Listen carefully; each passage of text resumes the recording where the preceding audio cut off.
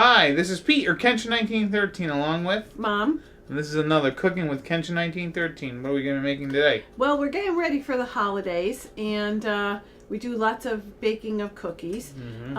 I'm going to be making a vanilla loaf. It's similar to, I'm sure people have seen, like, it's an Italian cookie called an almond toast. It's cut, or a biscotti. It's similar to that. It's vanilla, and it's a favorite of the families, and I try to make it especially at the Christmas holiday, but I'll make it other times as well. Yeah, they are delicious. Okay, so the recipe calls for 3 eggs, 1.5 cup of sugar, 1/3 cup of milk. Now the milk, sometimes you don't have to use it all. It depends on how the dough comes. We're using 1/3 cup of margarine, 2 teaspoons of pure vanilla, 3 cups of flour, and 3 teaspoons of baking powder. Now, my suggestion to you, because this happened to me, is you never really use the whole can of baking powder in a year. Unless you're making like a ton of stuff. Yes, unless you're making tons and tons of stuff. So one thing that I've learned is to buy a new can of baking powder every year. It'll make your cookies or cakes come out better with the rising effect, because baking powder can go bad, and I had a batch of cookies that tasted absolutely horrible because of that. Yeah, but since they were vanilla, me and my brother, they're pretty much one of our favorite cookies for the holidays, and they taste funny, but we're gonna eat them anyways. We can't throw these out. So, and then after I make the loaf, which you'll see me doing, I brush it with some egg yolks that are beat up with a little bit of water to make it more liquidy, and then I put the little non-Purells, little candies on top. Sprinkles or Johnnies or shots. All right, so let's get going. Okay, so we're going to put our eggs in here. Yeah. And, these are great cookies, by the way. I didn't used to like them when I was a kid because my dad would always tell us that these were the amaretto or the almond cookies. Almond biscotti. Anise. Yeah, the anise biscotti cookies, and I didn't like them. So now that I know that they are this, it's great because these are delicious. I'm putting my eggs and a little sugar. Right, and you're gonna cream it together. I'm gonna cream this. To make sure that and I'm gonna add my margarine. Come on, where's the and the margarine is soft, so I let it out. Right. You're not gonna put in all the sugar? And then I'm gonna add some more sugar. Right. Come on, where did you end up learning this recipe? My grandmother. Yeah, and where did you think she learned this? I don't know. My great grandmother was whiz in the kitchen. She cooked, baked. She did everything. And yeah, she did. Okay, so now you can see it's nice and creamery yellow. Yeah. Almost like a lemony.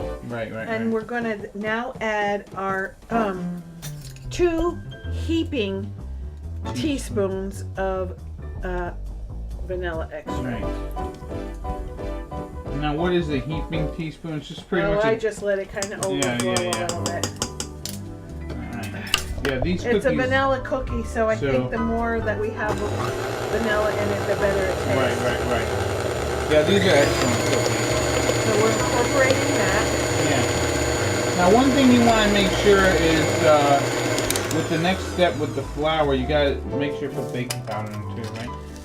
But the next step is you could actually put your baking powder in the flour and mix it all around. Yeah. If you'd like. So what you got to do is add a little bit at a time. Because if you add all of it at once, and this recipe, tricky. Hopefully, I'll be able to show you the feel of it a little bit. It can't be too soft. Yeah, because you're gonna have to work with it to. I'm gonna put my baking powder in now.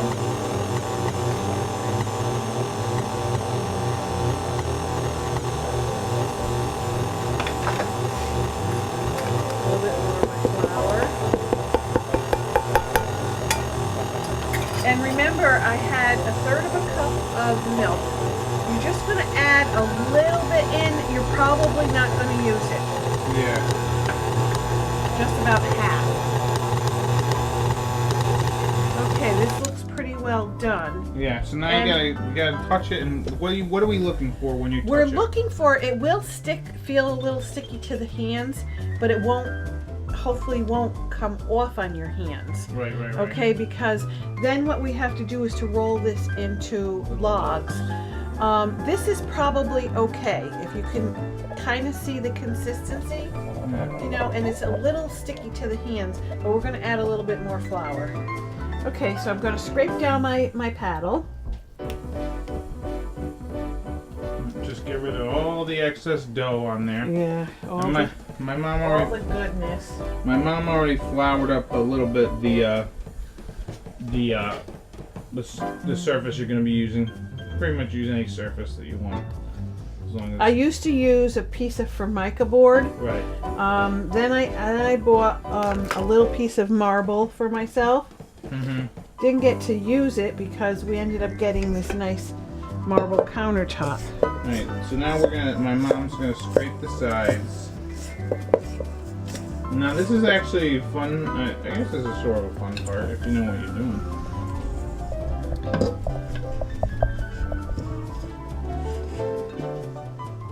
Okay, and I'm kind of dumping it out here on the floured surface. Mm-hmm.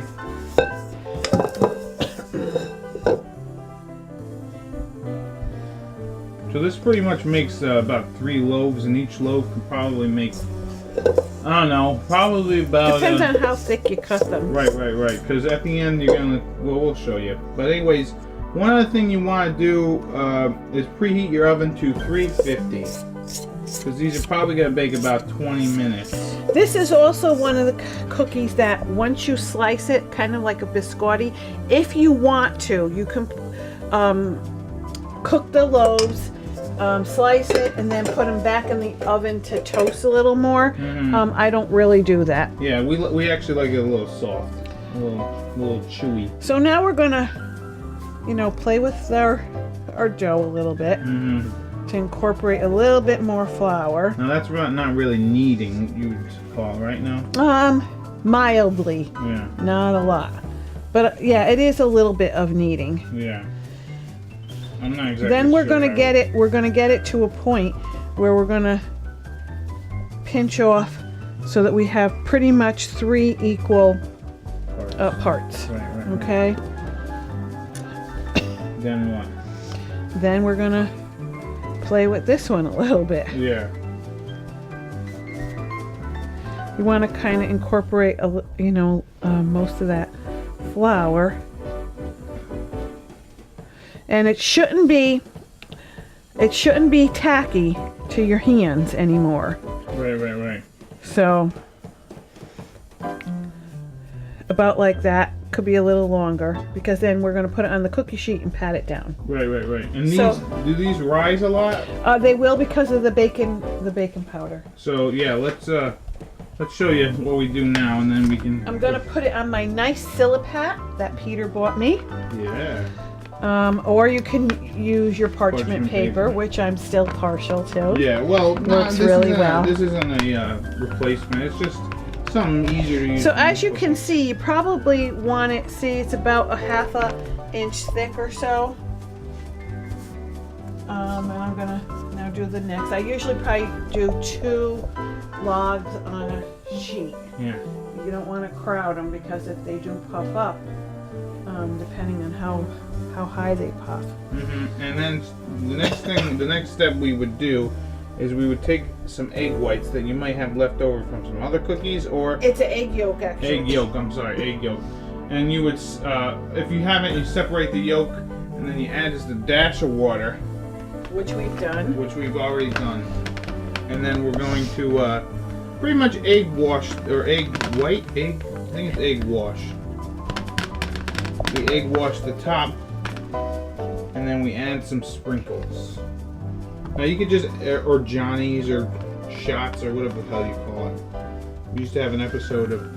You don't want to add anything that's going to melt on top of it. No. And these candy sprinkles do not melt when they're baking. So They're great. there you go. So see, you're just lightly coating it. Right. Just kind of gives it a little extra color. Sheen and stuff. So then we're gonna add our sprinkles, and then we're gonna throw these in an oven at 350 degrees for about 20 minutes. Yeah, you just got to keep an eye on them again. You know, everybody's oven is calibrated a little bit different. I don't care whose you use or how good or how bad they are. So we'll throw these in and we'll be back when they're all done. Okay, we just took these out of the oven. I have to say we did let them cool down a little bit. Yeah, this is what so this is about what they look like, and you can see the bottoms. Okay, nice and brown. And I'm not going to cut this on the Silipad because I don't want to ruin the Silipad. So. We're going to use our wood cutting board here, and you're just going to cut them into strips. Really all depends on how you feel. And I use a serrated knife. Yeah, so similar to because you don't want to put too much pressure on them. So similar to biscotti, you're going to chop these up. Now, like my mom was saying, I think she was saying earlier, you could put these in the oven again.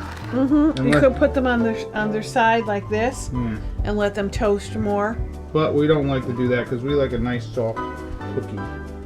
So how about, you probably cut them in what, maybe like a quarter of an inch? Maybe a half inch? Maybe an inch. An inch? I don't know. Yeah, half inch. It really all depends. You don't want to cut them too thin to where it's like you can't cut them. Right. Or And I always take the end. Yeah. Or eat it. Yeah. So we'll continue cutting them and we're going to plate them and then we're going to eat them. Alright, so here is our cookies. The vanilla loaf. So what we're going to try and do is show you what it looks like when you break it. Look at that. It's nice and soft. Yeah. I'll eat this piece. You can have the other one. Oh, I could just go for a cup of tea with these right now. Good Dunkins. But, yeah, nice and soft. You get a lot of good vanilla flavor. These are addicting. Once you start eating them, you can't stop. It's almost like heroin or Krispy Kreme glazed donuts. But, they're just so good. I wouldn't suggest toasting them, but, like, put them back in the oven. But if you want, go right ahead, depending on your own mouthfeel taste. And these are a cookie that there's no actual holiday that you're supposed to have this particular cookie. You can make these all year round. Yeah. So I have been Pete, or Kenshin1913 along with Mom. And this has been another Cooking with Kenshin1913. Enjoy and happy eating.